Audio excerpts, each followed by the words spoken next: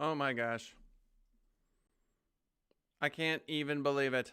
People of the world. Hello, my name is Kellen. This is Marketing as a Foreign Language. Today, TikTok valued at around 30 billion, can you believe it, dollars as Microsoft evaluates takeover offer. Twitter publishes new data on the rising gaming discussion on the platform. So much gaming, so much 2020. TikTok updates efforts to counter misinformation and election interference on its platform. Facebook launches a new video interview series to share more insights into its product development process. What? And of course, SEO myth busting. What is not a Google search ranking factor? Marketing as a Foreign Language begins right now.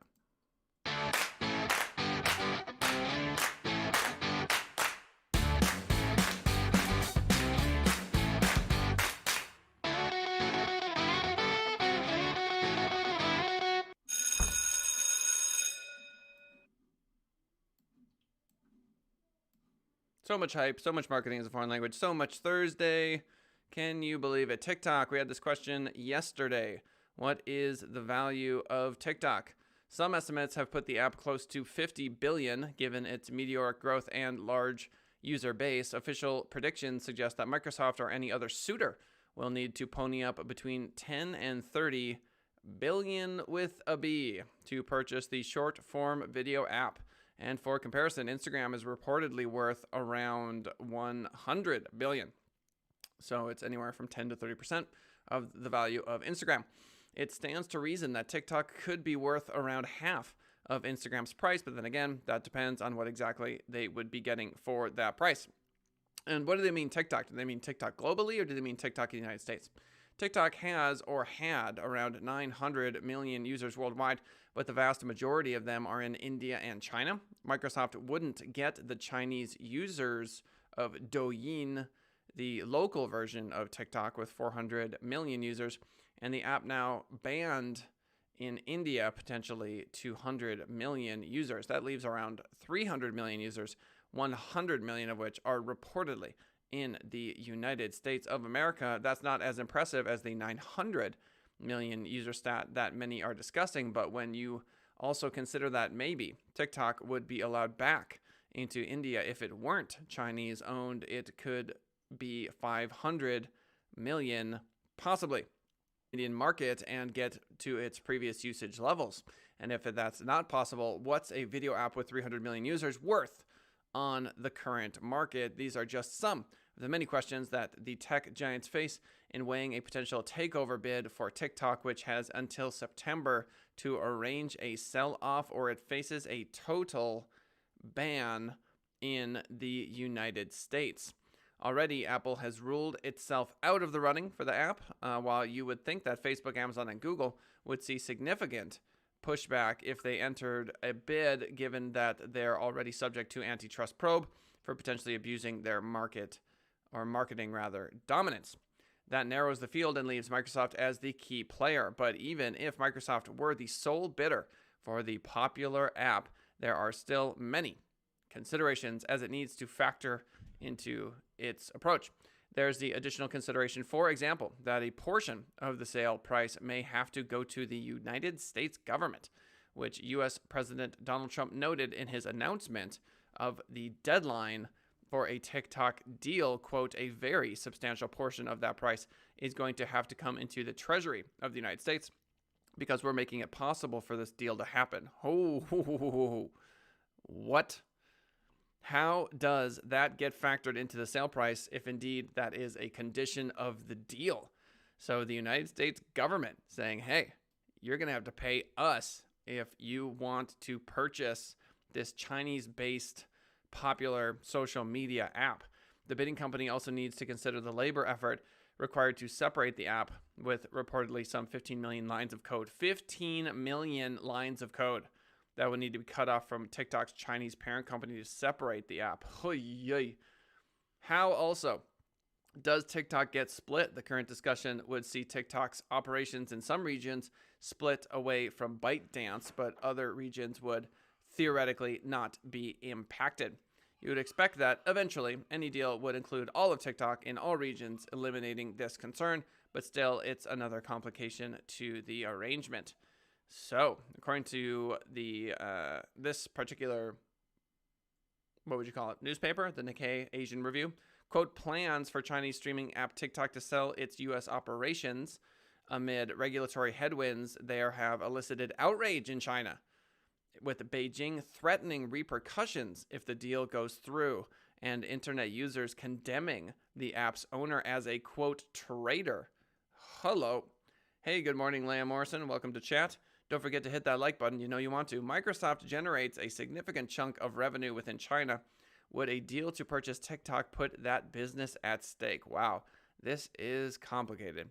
The CCP has already ordered that all foreign computer equipment and software be removed from government offices and public institutions within 3 years due to the ongoing trade war with the U.S.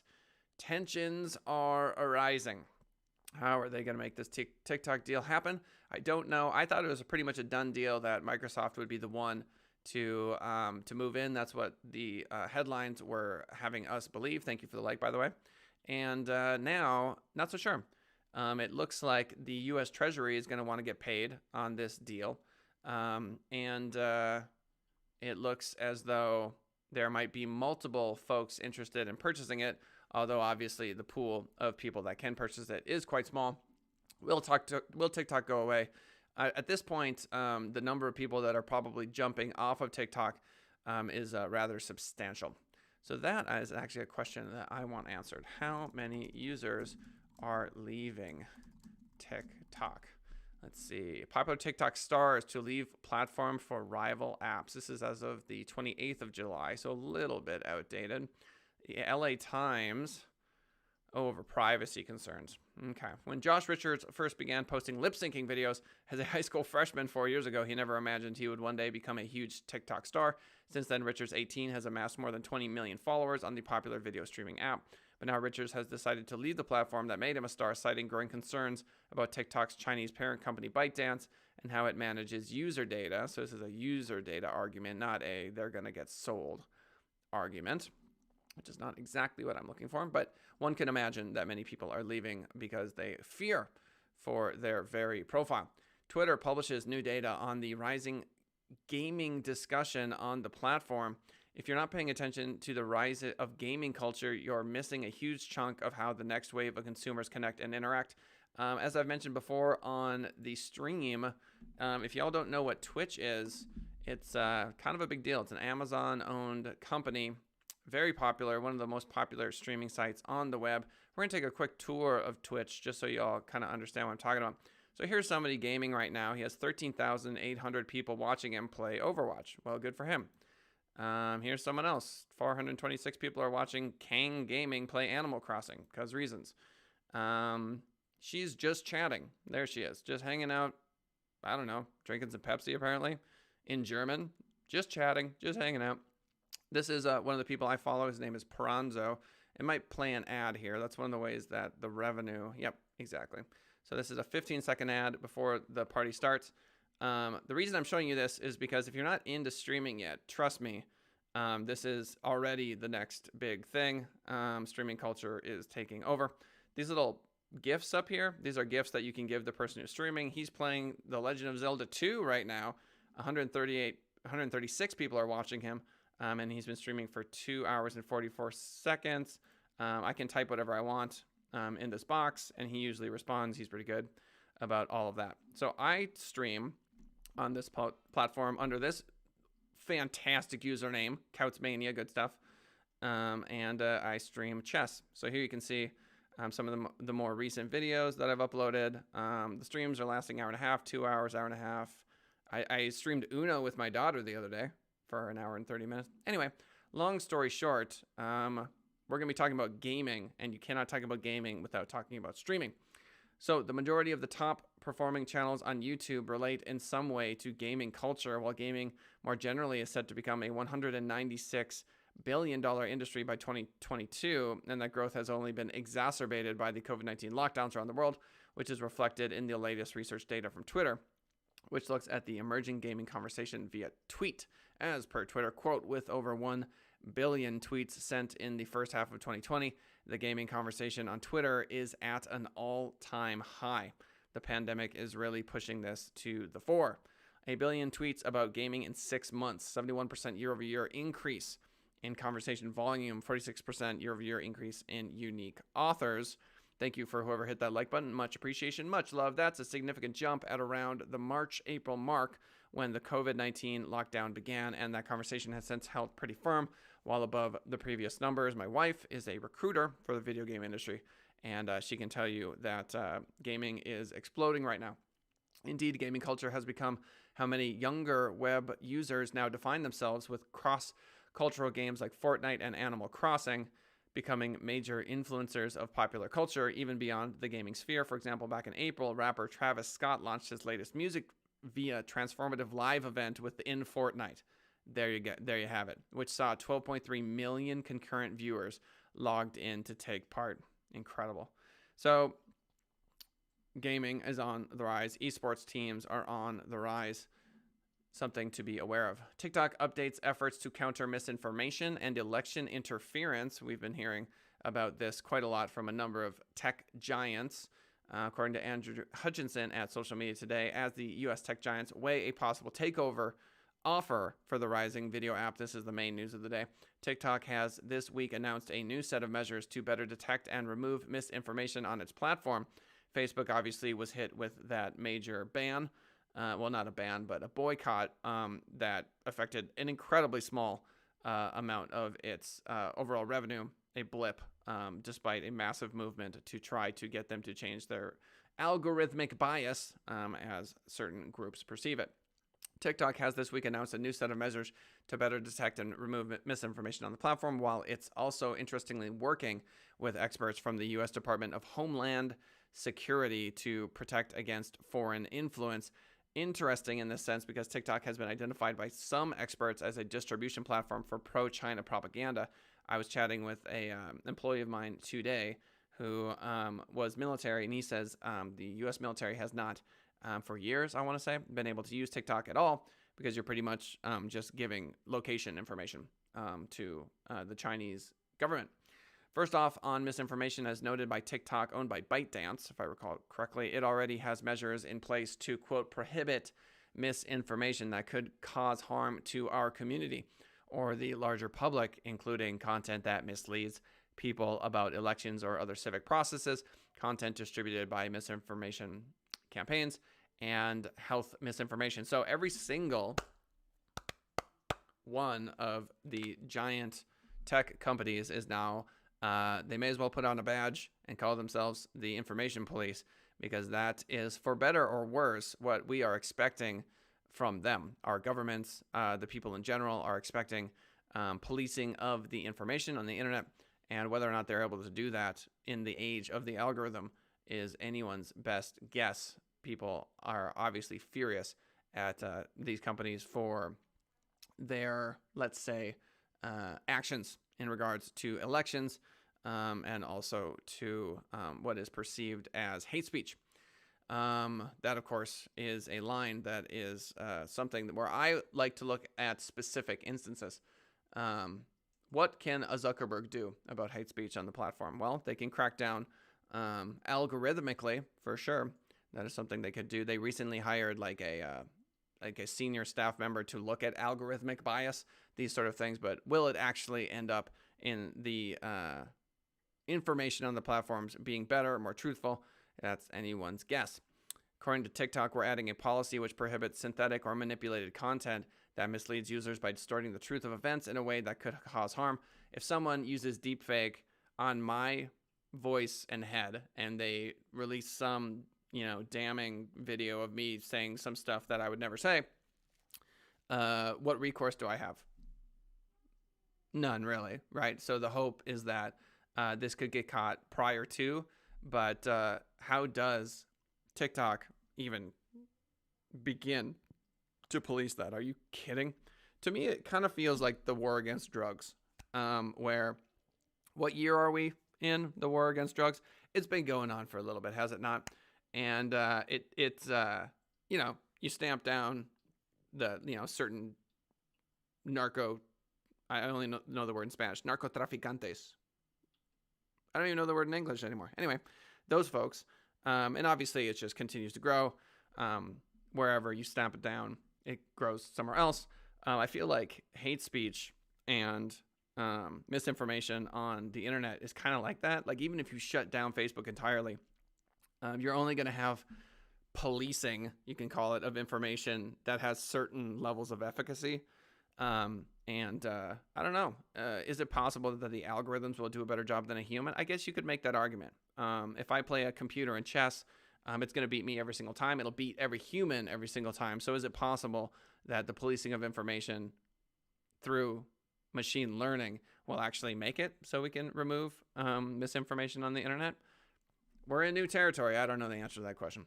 So TikTok will now have more specific guidelines against the use of deep fakes, there you go, and coordinated strategic use of the platform to influence opinion. The latter form of campaigning would be more difficult to operate on TikTok either way due to the way the algorithm works. And let's not forget, at the end of the day, these companies want profit. They want revenue. So they have an incentive to get people to quiet down. So if people are really upset about fake content, misinformation, and hate speech, to the extent that they can placate those people and not spend money, is kind of like the ideal profit, to loss equation for these companies. Now, they have so much money that they can throw a legitimate amount of resources at problems like this, but we shall see. Is it possible that we're entering into an informational dystopian nightmare future? It's possible. Anything's possible. Facebook launches new video interview series to share more insight into its product development process. I'm bored already. Facebook has today launched the first video in a new series that will provide insights into its video products, how they were built and what they were built for, how the features work, and what's coming next. The first video in the series, hosted by Jeff Berkland from the Facebook product team, is an interview with Jen Lee, a product marketing manager working on the Facebook Creator Studio app. Facebook launched its Creator Studio app back in February, and I don't really care. Sorry, don't care. All right, last but not least, we've got SEO myth busting. What is not a Google search ranking factor? Google has said it doesn't use these signals to inform where your site ranks in organic search results. This is as of August 5th. So very new. SEOs and site owners, that's search engine optimization people, and site owners love to talk about various Google ranking factors.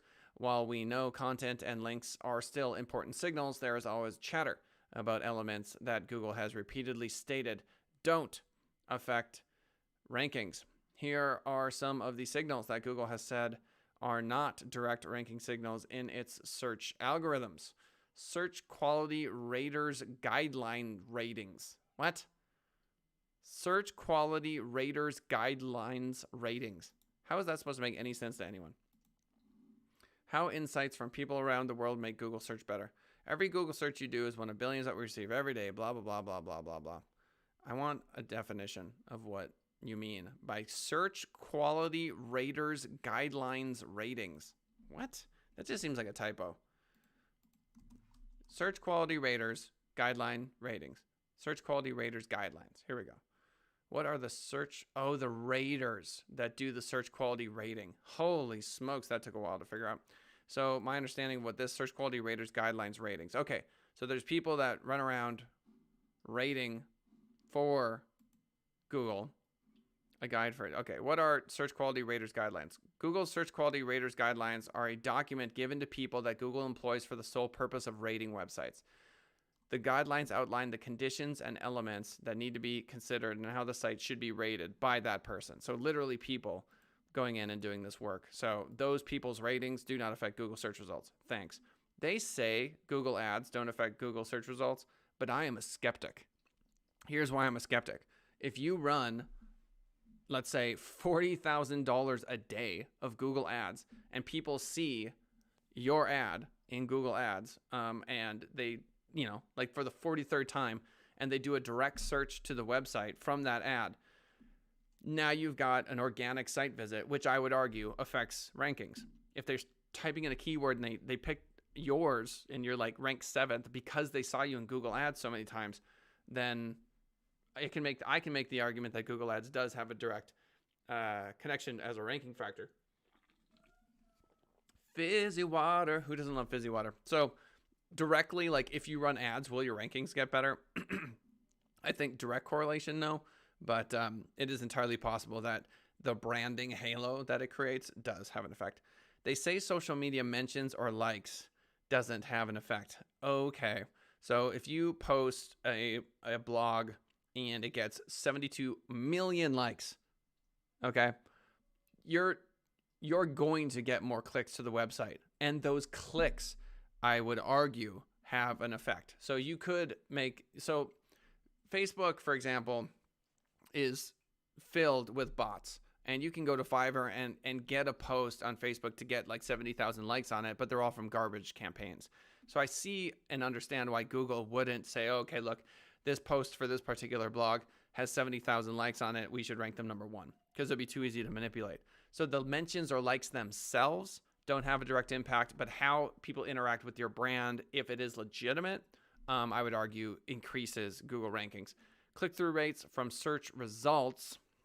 So that would be if someone types in Las Vegas plumber and the number of people that click through from search results is really high, they say that doesn't have an impact. I also am skeptical of that. I'm so skeptical of all these things. Pogo sticking back to the search results page.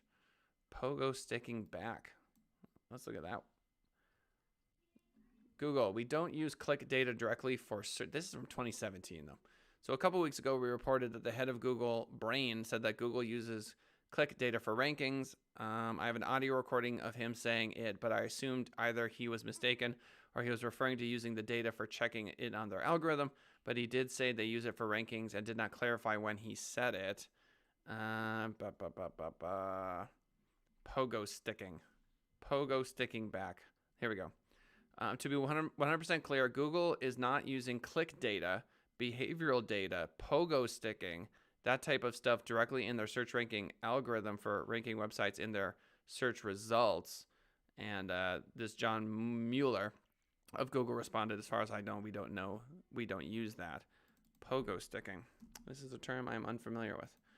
I'm afraid, folks. I'm going to look up what is pogo sticking. This could go really, really sideways in SEO. There we go. All right. Is defined as going back and forth from a search engine's result page to an individual search result destination site. In other words, pogo sticking is when the searcher clicks on a link on a search engine result page, sees that it's not what he or she wants for, and immediately bounces. Okay, so that's just a quick bounce. So they're saying bouncing does not have that effect, or a negative effect, I should say, on search results. They say dwell time on a page. Man. So, okay, so if you're Google and you are trying to judge every website on the internet, and when people go to this website, they tend to stay for an hour, and on this website, they tend to stay for 15 seconds. You're telling me that the site where they stay for an hour is doesn't get better rankings? I am skeptical of this as well. So much skepticism. So here we go. He used the word generally. We got to read this. In a Reddit Ask Me Anything with Gary Ilyas, Gary said outright and clear that the theories around Google using UX and behavioral signals such as click-through rate and dwell time are generally made up crap. Wow. He added, quote, search is much more simple than people think. He also took a jab at Moz's founder, Rand Fishkin, who has often produced studies claiming Google uses these types of metrics for ranking. So there are studies that people are coming up with that are looking at dwell time. Gary Ilyas wrote, quote, dwell time, click-through rate, whatever Fishkin's new theory is, those are generally made up crap. Wow. I know most of you don't believe it, but Gary, although very sarcastic, is a straight shooter, and wouldn't outright say something like this if he didn't believe it to be true. Google has said for over a decade that these metrics are not used by Google because they are easily spammable and very noisy. Google's messaging around this has been consistent and clear. So there you have it. So apparently, according to Google, if you had a whole bunch of bots on a website and they stuck around for like 2 days, it would be too easy to spam it. So that's a legitimate argument against it. So there you have it. Let's see. Traffic on a website. Responsive design. All things word count. Word count. Ooh, that's interesting. This is a great article, by the way. Anyone interested in SEO really should check this one out. This is a searchengineland.com article, SEO myth busting, what is not a Google search ranking factor. Let's take a look at this word count one. Okay, Google's John Mueller said in a Reddit thread that Google does not use word count as a ranking factor. He wrote, "Word count is not a ranking factor." I mean, this is literally short and to the point, and I'm not sure how many ways you can look at this and interpret it in a different way. It was in response to someone looking for a tool to analyze the word counts of the top Google listings for a specific query. John Mueller from Google responds, "Word count is not a ranking factor. Save yourself the trouble." Wow. So there have been studies where they show that longer form blogs, like 800, 1,000, 1,500 words, tend to rank the highest. So that must be correlation and not causation. I don't know. Is the likelihood that someone's going to share content higher when it's longer form? Perhaps, and that might be why. Maybe word count itself, in and of itself, is not the ranking factor, but maybe the way people interact with longer content might be. Higher page counts. Oh, that's interesting.